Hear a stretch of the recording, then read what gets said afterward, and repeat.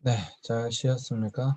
음, 시간 이어서 수업하겠습니다. 자, 이제 루트의 신학 사상인데요. 일단 이제 마틴 루터가 종교개혁을 이렇게 했기 때문에 그의 신학은 굉장히 중요합니다. 그래서 1520년에 3대 논문, 루터는 1520년에 중요한 세 개의 논문을 기록했는데요. 첫째가 바로 기독교인의 자유라고 하는 것입니다. 그러니까 죄 용서를 받은 모든 기독교인들은 자유자이지만 만인을 섬기는 종이 되는 자유자라고 주장했습니다. 신앙의 문제가 죄로부터의 자유이며 그 자유는 그리스도 안에서 있는 섬김을 위한 자유라는 점을 제시했다는 점에서 혁명적인 작품이었습니다.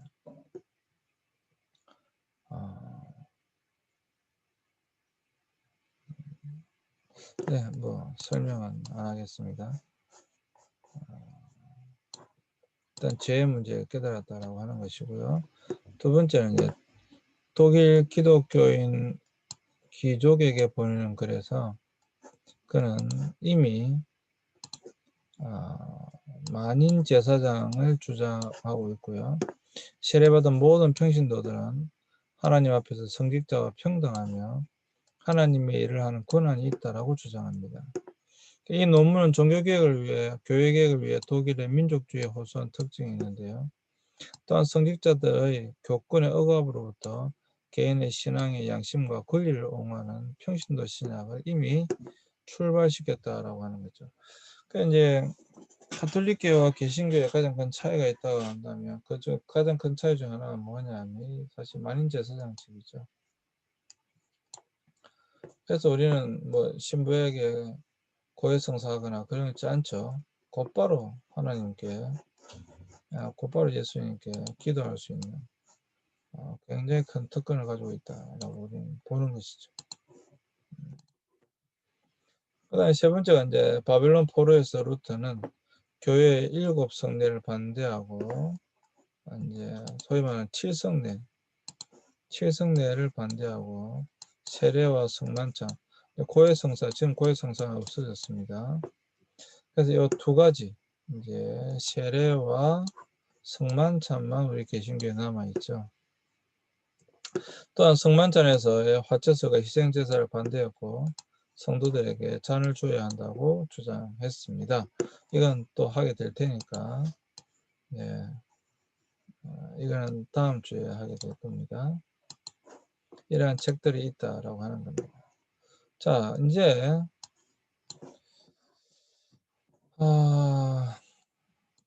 좀 있으면 나오겠지만 일단 하나님의 말씀, 루터 신학의 출발은 하나님의 말씀입니다.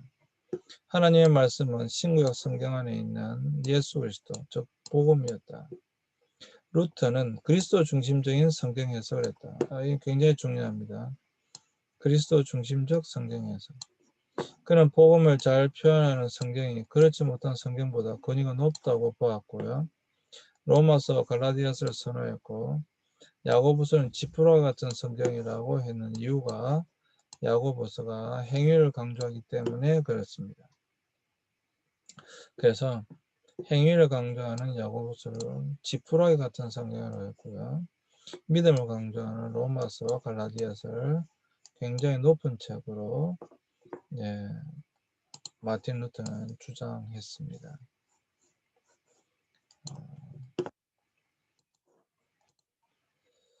루터는 복음이 교회를 창조했기 때문에 성경은 전통보다 교회보다 신학자보다 더 권위가 높다고 보았습니다. 가톨릭 신학자들은 성경을 해석하는 권한이 교회의 전통에 속한 것이기에 교회의 교도권, 그러니까 가르치는 권한을 옹호했습니다. 그러나 루터는 성경은 스스로 해석자이며 성경 해석은 오직 성령의 조명을 통해서만 바르게 이루어질 수 있다고 보았습니다. 자, 이게 이제 완전 다른 것이죠. 그러니까 성경은 성경 그 자체로서 의 권위가 있는 거예요. 우리 개신교는. 그런데 로마 가톨릭 교회는 성경은 권위가 당연히 있는 것이지만 이 성경을 해석하는 권한이 누구에 있냐? 교회에 있는 것이죠. 그러니까 당연히 로마 가톨릭 교회, 이 교회도 굉장히 중요하다라고 주장하게 되는 겁니다. 또한 이 교회만이 올바르게 성경을 해석할 수 있다라고 보았던 것이죠. 지금도 그렇게 생각합니다. 실제로 지금도.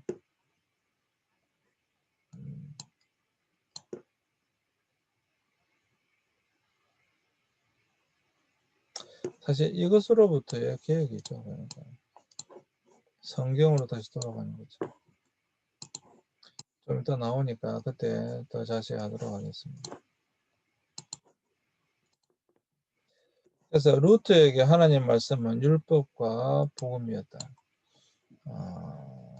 뭐 로마서에 사실 다 있는 내용인데요. 율법의 역할을 두 가지로 보았는데 루터는 첫째, 율법은 악을 방지하고 질서를 제공하는 시민법의 역할을 한다는 것이었고요. 또 둘째, 율법은 우리의 죄를 고발하는 신학적인 역할을 한다라고 보았던 것입니다.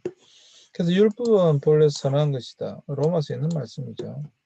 하나님이 율법을 사용하시면 우리를 복음으로 인도하지만 마귀가 율법을 사용하면 절망과 하나님에 대한 정오로 이끌어간다라고 주장했습니다. 그리고 율법의 공격을 통해서 죄의 공포를 경험한 사람만이 복음의 참된 기쁨을 맛볼 수 있다라고 주장했습니다. 그래서 율법과 복음은 분리될 수 없다라고 보았던 것이지요. 그렇죠. 예. 율법의 역할은 뭐냐면 죄를 깨닫게 하는 거죠. 죄를. 로마서 있는 말씀 그대로죠. 죄를 깨닫게 하는 것이고요. 그러니까 우리가 죄인이다. 그래서 어떻게 할 수 없이 구원을 받을 수 없다라고 한다면 우리에게 구원을 받을 만한 그런 능력이 없다라고 한다면 그래서 결국 우리에게 필요한 것은 무엇입니까? 우리는 그리스도가 필요한 것이죠. 그래서 율법과 그리스도, 복음이죠. 예수님 복음 그 자체시니까 이것이 연결될 수밖에 없다라고 하는 것입니다.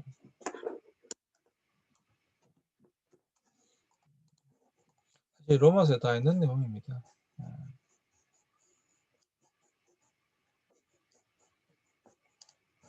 그렇게 보았고요.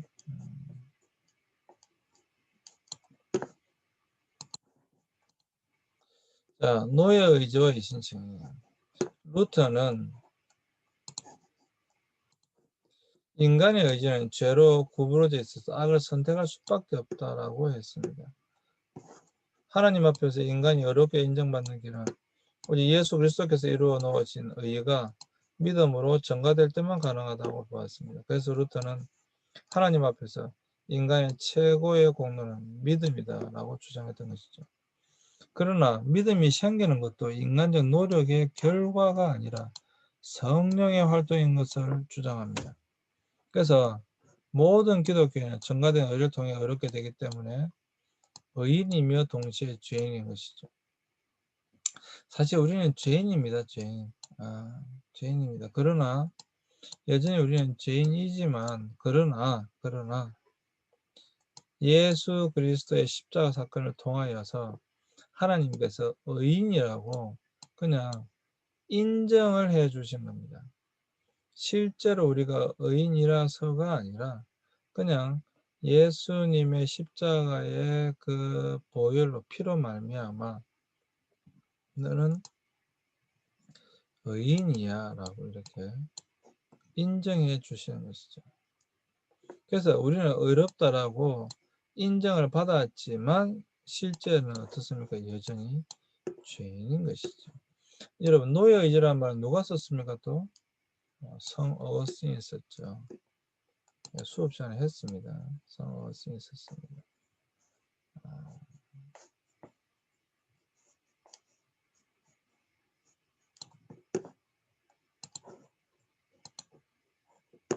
교회론 루터는 교회를 성도의 교제라고 했습니다. 커뮤니오 상토름 아주 유명한 말입니다. 커뮤니오 상토름 communicate with saints라고 하는 성도의 교제. 교회는 오직 하나님의 말씀에 의해 존재하기 때문에 교회의 특징은 사도적 개성이 아니라 말씀을 선포하고 듣는 것이다 라고 보았습니다.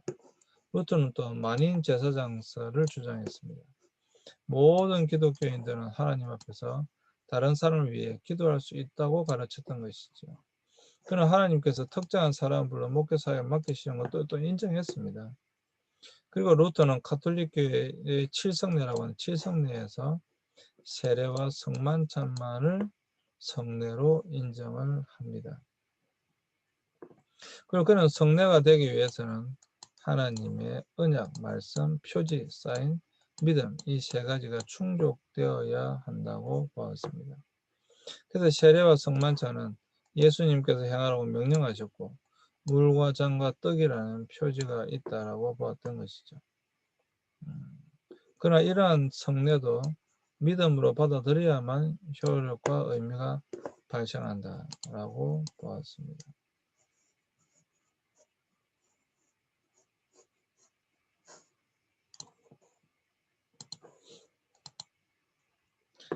그리고 두왕국 사상 이것도 뭐 또 마찬가지인데요. 다 어거스틴이 했던 이야기죠. 루터는 국가와 교회가 모두 하나님이 세우신 제도라고 생각했습니다. 그러나 국가는 율법의 시민적 기능에 속하며 교회는 복음에 속하는 영역이라는 점에서 차이가 있다고 보았습니다.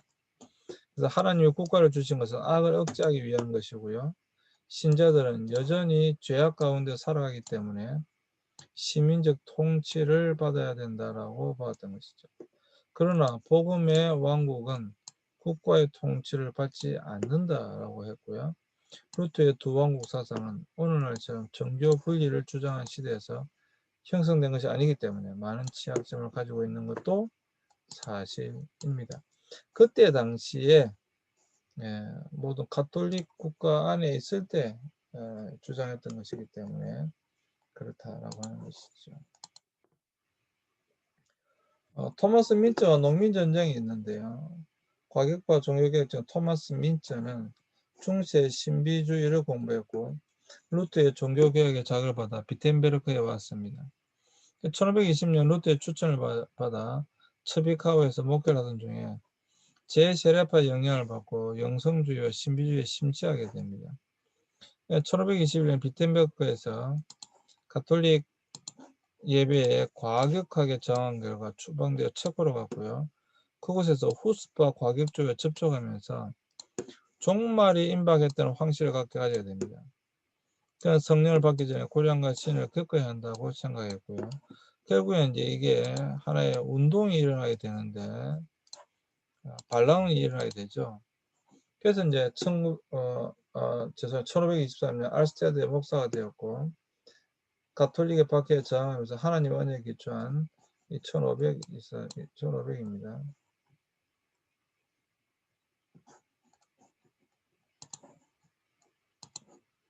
죄송합니다. 이거 1523년입니다. 기독교 동맹이 형성하게 됩니다. 1524년 루터가 작센의 영주제를 경고한 결과 그는 알스테즈에서 추방되었고요. 농민전쟁의 중심부인 독일의 남서부로 가게 되고요. 1525년 그는 밀하우젠에 와서 농민전쟁이 시작되자 스스로 지도자로 나섰으며 종말의 때에 선민들의 투쟁이 시작됐다고 선포합니다. 그리고 1525년 5월 그는 전투에서 패배하고 체포되어 고문당하고 처형되게 됩니다. 그런데 이 토마스 민츠의 신학과 루터의 신학 네 가지 측면에서 대조적이었는데요. 첫째, 루터는 성경과 말씀 설교를 통해 하나님의 말씀이 전파되며 말씀을 통해 성령이 역사한다고 보았습니다. 그러나 민츠는 하나님의 말씀은 객관적인 성경보다 성령이 주관적으로 개인의 영혼에 말씀하시는 내적인 말씀이라고 보았습니다. 이 차이는 대단히 큰 거예요. 왜냐하면 말씀은 객관적인 것이고요. 성령은 굉장히 주관적인 것이기 때문에 그렇습니다. 또 둘째, 루터는 신앙이란 말씀을 접하고 성령의 조명과 감화를 통해 내적인 결단에 이르는 것이라고 보았지만 민츠는 내면의 영혼이 하나님과 직접 대면함을 통해 신앙이 생긴다고 보았습니다. 굉장히 개인적인 것이죠. 그리고 구원을 위해서는 믿음만으로 이루어지지 않고 인간의 행위가 중요하다고 민트는 주장했던 것이죠. 그러니까 마틴 루터는 좀 많이 다르죠. 세 번째는 루터는 교회를 이심청의를 통해 이루어진 성도의 공동체라고 했습니다. 그러나 민트는 내적 경험을 통해 회심한 선민의 모임이다라고 봤고요. 이들은 선민이고 메시아 왕국을 앞당기는 전이대가 되었다라고 하는 것이죠. 그리고 넷째 루터는 두 왕국 사상을 주장했는데 세상의 통치도 하나님의 섭리 안에 있다고 보았고요. 그러나 민트는 두 왕국을 인정하지 않았습니다. 그래서 세상의 통치는 메시아 왕국이 올 때 무너져야 할 대상으로 보았고, 그러나 폭력을 사용하는 것도 인정하고 실제로 폭력을 썼죠.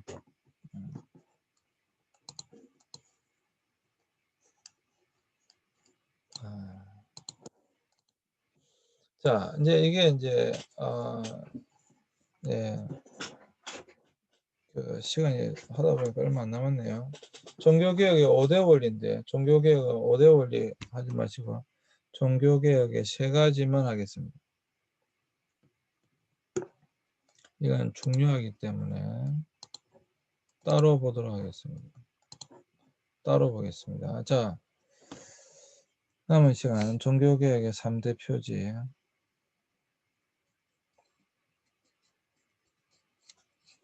예, 이거는 여러분 시험 문제니까 꼭 기억하고 계세요. 종교개혁의 3대 표지. 자, 종교개혁의 3대 표지가 뭐냐면 오직 믿음, 오직 은혜, 오직 성경입니다. 이거는 워낙 유명한 말이라서 좀 기억할 필요가 있는데 이거 오직 믿음, 솔라 피데, 영어로 하면 only faith,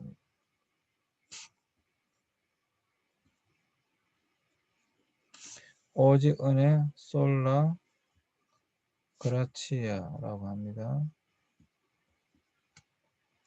only, 영어로 only grace. 이거는 워낙 중요하기 때문에 제가 다 적어드립니다. 이거는 솔라 스크립투라,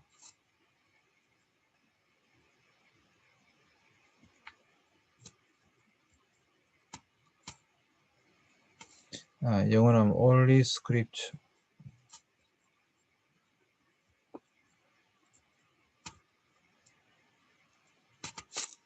이게 종교개혁의 3대 표지이고요. 개신교회의 3대 표지입니다. 오직 믿음, 오직 은혜, 오직 성경. 자, 이거는 다 무엇과 관련되느냐 하면 구원관과 관련되는 것입니다. 구원관과. 자, 로마 가톨릭 교회를 본다고 한다면 면죄부가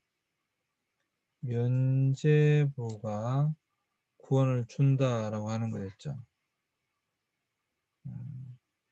그리고 면죄부를 통해서 구원받는다라고 하는 것은 행위적인, 정통적인 이러한 것이 강조되었던 것이죠. 그리고 이것에 대한 보증, 그것은 교회 혹은 교황이 하는 것입니다. 면죄부에서 가장 중요한 것은 교회의 권위였어요. 교황의 권위였어요. 그래서 항상 교황의 도장이 있어야만 했습니다. 면죄부에 대해서는 이미 내가 했으니까. 자, 이것에 대하여 결국 이 면죄부 때문에 종교개혁이 일어났다고 그랬잖아요. 이 면죄부를 사면 과연 구원을 받을 수 있느냐에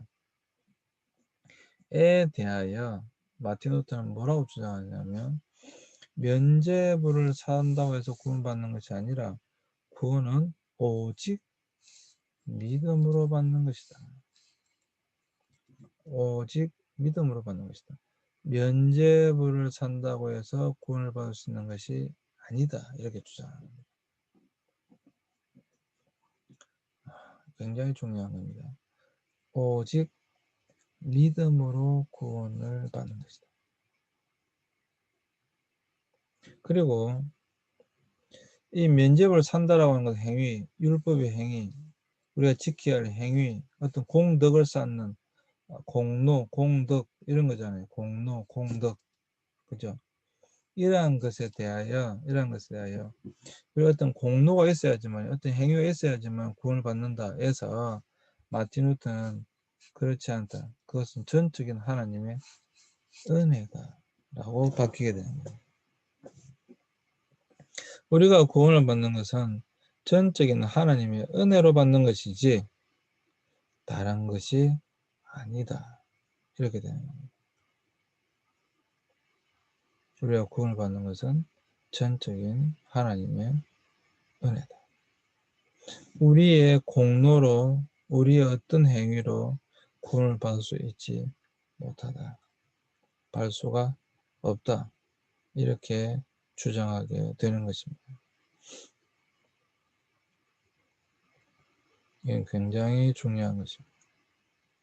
그리고 우리가 구원을 받는다.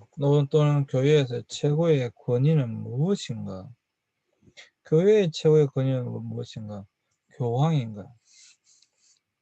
교회 내에 있는 어떤 계신 어떤 목사인가? 신부인가? 에 대하여 그렇지 않다.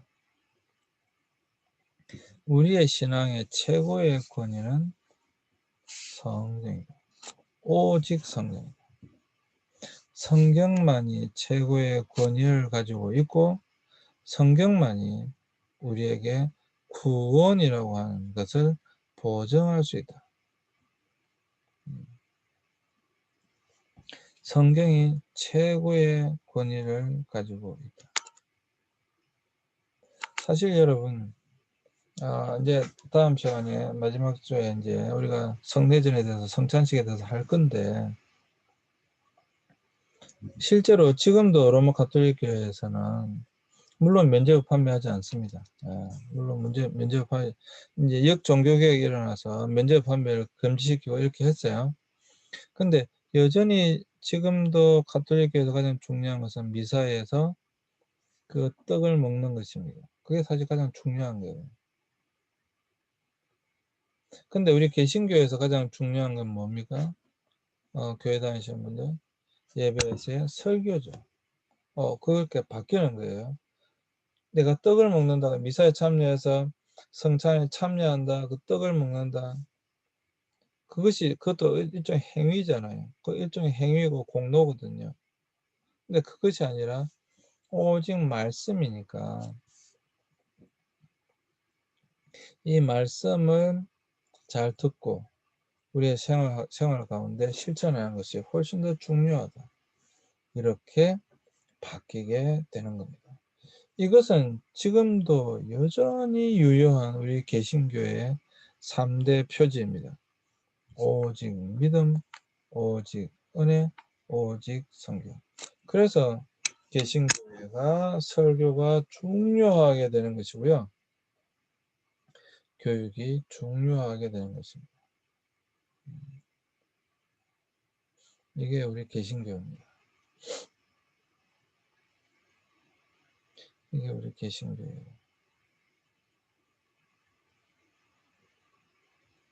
그래서 이 종교개혁의 3대 표지, 사인이죠. 이것은 지금의 우리 개신교의 3대 표지이기도 합니다. 여기에 두 가지 더한 것이 오직 예수 그리스도, 오직 하나님께 영광이라고 하는 것이 이제 두 가지 더 들어가 있지만 사실 여러분 오직 하나님께 영광, 오직 예수 그리스도 들어가 있어요. 들어가 있지만 이것만 여러분 외우셔야 됩니다. 오직 믿음, 오직 은혜, 오직 성경. 솔라 피데, 솔라 그라치아, 솔라 스크립투라라고 하는 이 종교개혁의 3대 표지. 그리고 이것을 통해서 개신교가 나왔다. 이것은 그냥 나온 것이 아니라 이렇게 그때 당시 문제가 되었던 면제부 판매, 구원관이 바뀌는 거예요. 사실 다 똑같은 건데 계속 말씀드렸죠. 구원관. 말씀드렸죠. 리포메이션. 리폼이잖아요. 리폼메이션. 그죠? 이게 종교개혁이잖아요. 어떤 폼? 구원관이 바뀌는 거예요. 구원관. 종교개혁의 3대 표지다. 라고 하는 것을 여러분 기억해 주시기 바랍니다. 그리고 이건 시험 문제입니다. 네, 오늘도 수고하셨습니다. 오늘 수업도 여기까지 하도록 하겠습니다. 네, 감사합니다.